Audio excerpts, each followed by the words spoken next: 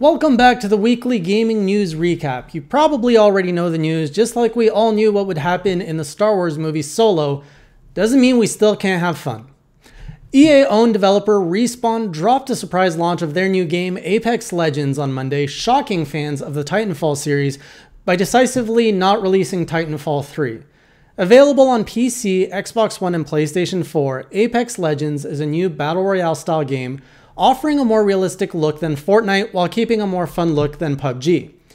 Of course, that's not saying much. PUBG looks about as fun as watching my grandmother sucking off the chocolate from the chocolate-covered almonds. The game is off to quite the success, bringing in 10 million players in just 3 days. As shocking as that might be, what's truly shocking here is that EA published a free-to-play game, as in you can actually play something EA touched without giving them any money at all. While nice, I can't help but feel a similar sensation to that time an old man across the street offered me a free popsicle to come to his house. Before we get too hopeful, however, the game does come with EA's signature loot box system, although these ones appear to have a little bit less, greed to them. The loot boxes are said to only contain cosmetic items, guarantee a legendary drop within every 30 boxes, ensuring a rare in each box and the promise of never getting a duplicate item that you already own. This almost sounds too good to be true. EA, are you okay? Speaking of too good to be true and Battle Royale games, Fortnite is now offering a 50% off sale on its single-player game mode, Save the World. A strange move, as Epic Games has already announced that the single-player mode would be going free to play this year. That's about as crazy as paying full price for Little Caesar's Crazy Bread 5 minutes before closing. Looking at the markets, it was a rough week for gaming stocks. Take-Two Interactive saw its share price drop by over 13% overnight. The plunge happened after Take-Two shared its earnings for the last quarter. While Red Dead Redemption sold well and helped drive revenue of $1.25 billion, it was still shy of the expected $1.48 billion analysts were expecting. Not to be outdone by its competitors, EA saw the plunge and tanked its own stock by over 13% in an apparent attempt to steal the headline from Take-Two. Actually, the drop from EA also came from underperforming sales of Battlefield 5, which missed the mark by 1 million units.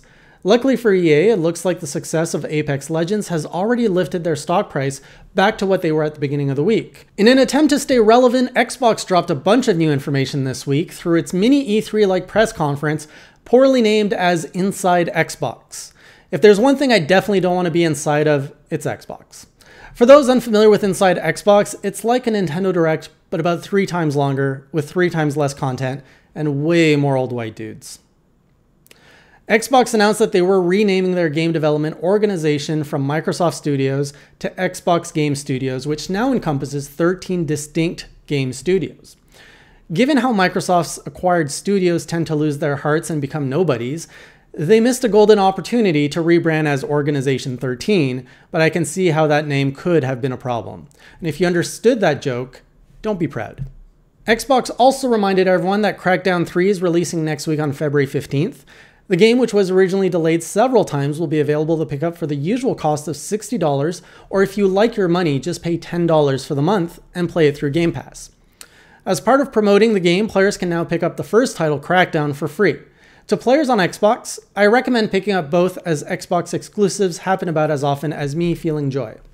Additionally, Xbox surprised many with an upcoming GDC session titled Xbox Live, growing and engaging your gaming community across iOS, Android, Switch, Xbox, and PC.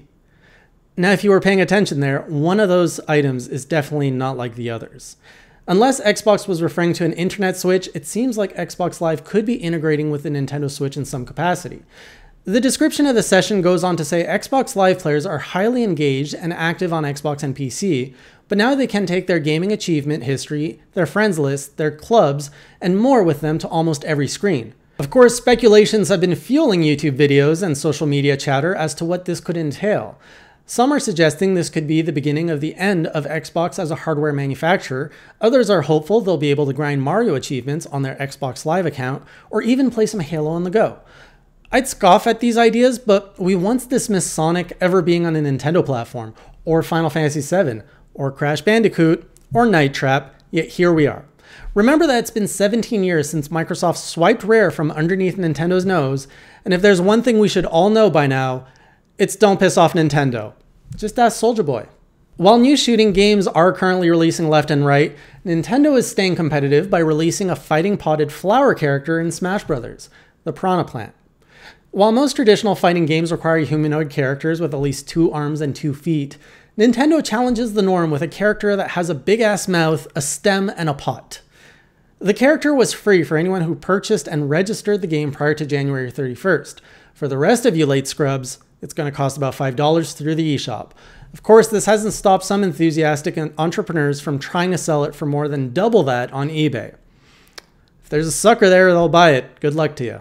Ubisoft announced this past week that the remastered version of Assassin's Creed 3 would be launching on March 29th on all platforms, except Nintendo, completely bypassing the audience that might actually care about the game.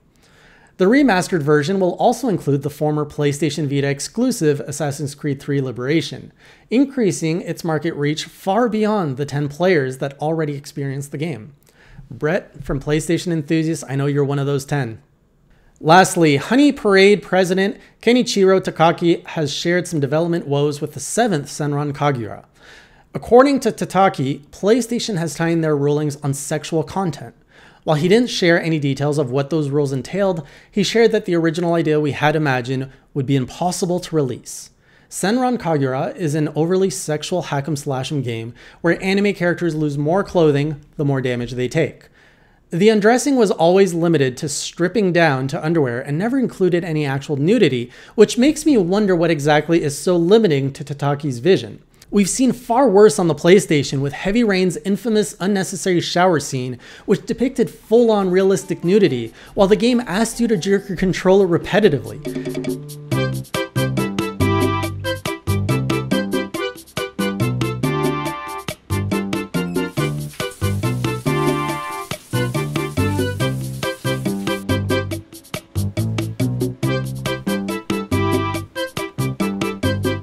It's interesting to see that while Sony is taking a tougher stance on Senran Kagura games, Nintendo is over here with its Joy-Con technology encouraging players to slap and rub some anime girl thighs.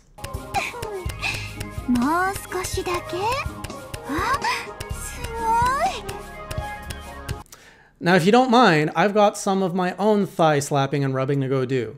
I'll see you next week, and until then, keep it classy.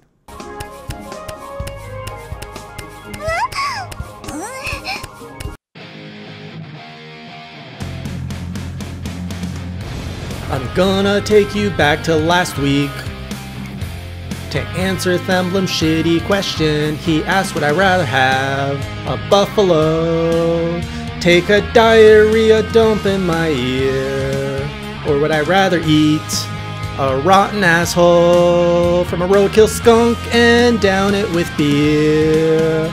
Those are some of the worstest choices I've ever heard. Where is your creativity? I expected more from you viewers, but hey, so did all my girlfriends. Yeah, I'll take the roadkill skunk asshole. At least there's beer in the end.